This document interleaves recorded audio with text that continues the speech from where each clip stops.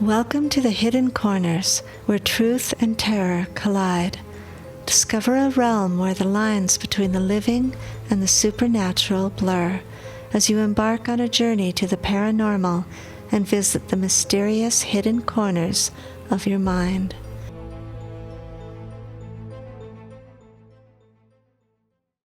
The Scarecrow by Ginger Winters. Inspired by a story by Gwendolyn Ranger Wormser. Tom!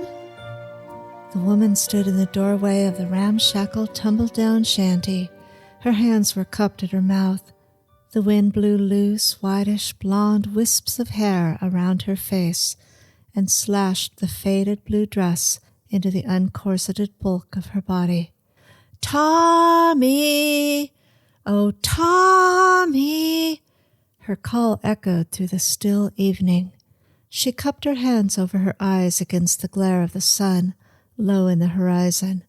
Her eyes, staring straight before her down the slope in front of the house, caught sight of something blue standing waist-deep and rigid in the cornfield. The sun was dipping slowly just beyond the farthest hill. The unreal light of the sky's reflected colors held over the yellow waving tips of the cornfield and the sunflowers that grew in mass between her little clapboard house and the far fields. It was the sunflowers that brought the crows, and they feasted on the corn as well. Tommy! She called again. Oh, Tommy! And then she saw him coming toward her, trudging up the hill. She waited until he stood in front of her. Supper, Tom, she said. Couldn't you hear me a-callin'? No. He was young and slight. He had thick yellow hair and a thin face. His features were small. There was nothing unusual about them. His eyes were deep-set and round, very dark, with lids that were heavily fringed. You heard me callin' you? Yes, Ma. He stood there straight and still. His eyelids were lowered.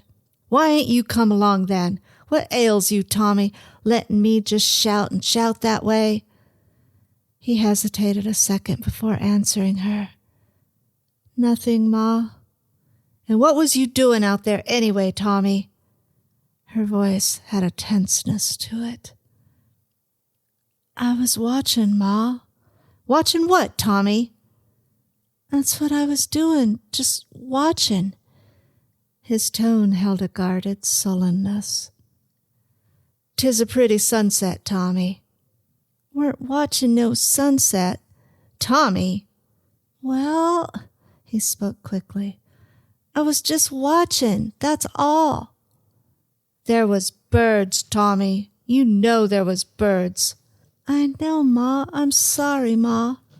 Well, you done it yourself. You done called those birds in. I know it for a fact. Tommy looked up at her out of the corners of his eyes. I tried, Ma. I tried. I waved my arms, but they's come anyway. Shush, Tommy. Eat your supper. I was watching, Ma. Really I was. I seen the birds and I waved my arms just like you told me. Shush, Tommy. She could see his mouth twitch and a tear well up in the corner of his eye. She saw him catch his lower lip in under his teeth. Tommy, sometimes I just don't know what to do with you. I fair hate this here farm, he mumbled. Morning and night, nothing but them darn birds. Sometimes I ain't able to stand it nohow. Sometimes I... His words caught in his throat. You'll get to like it later, maybe. No, Ma. You will, Tommy. Sure you will. I won't never. She put out a hand and laid it heavily on his shoulder. You go on to bed now. Get a good night's sleep. You'll be feeling better in the morning, Tom. I'll be feeling the same, Ma. That's just it. Always the same. Nothing but the stillness. Nothing but the watching. And down there in that cornfield... Now, Tommy, you just hush. I've given the best years of my life to this here farm. That's the terrible truth, and I done it all for you, Tommy. I wanted to be giving you something when I'm gone and left this here earth. And this here farm's all I've got to give you, Tommy. There's many a man who'd be glad to have this here farm, and they'd be mighty grateful, I tell you." She spoke the words defiantly. Tommy's spoon clattered noisily to his plate. He knew better than to argue with her. He pushed his chair back from the table. The legs of it rasped loudly along the uncarpeted floor. He got to his feet. He slouched heavily out of the room. Ma sat where she was, her thin lips pursed together in a frown. Automatically, her hands reached out to gather the dishes, pulling them towards her. She would clean up the supper dishes and retire for the night. Outside, the boy sank down on the step. It was dark now. There were shadows along the ground, blue shadows. The stars were appearing overhead.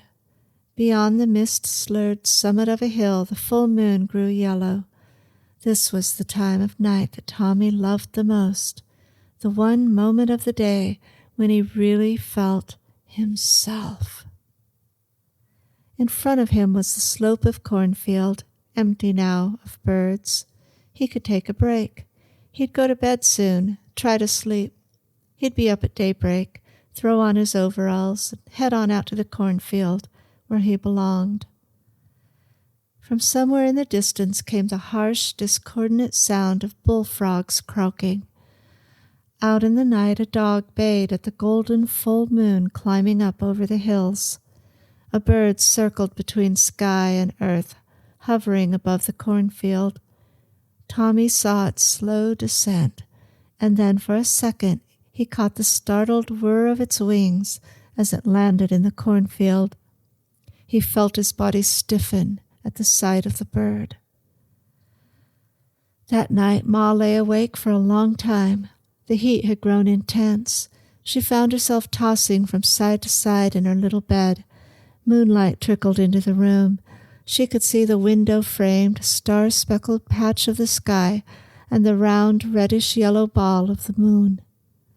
This farm had been a struggle, a bitter, hard fight from the beginning. But she had made good with her farm. She had found a way to make it work. It was morning when she wakened. The sun streamed into the room.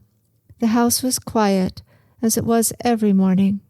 She dressed herself and went into Tommy's room. The bed had been slept in. Little bits of straw stuck to the sheets and pillowcase. His hat and blue overalls were gone. He'd left at daylight. Of that she knew for sure. Her little Tommy Wicker, with his black button eyes and straw hair, was back to work in the cornfield, holding out his straw-filled arms to scare away the birds.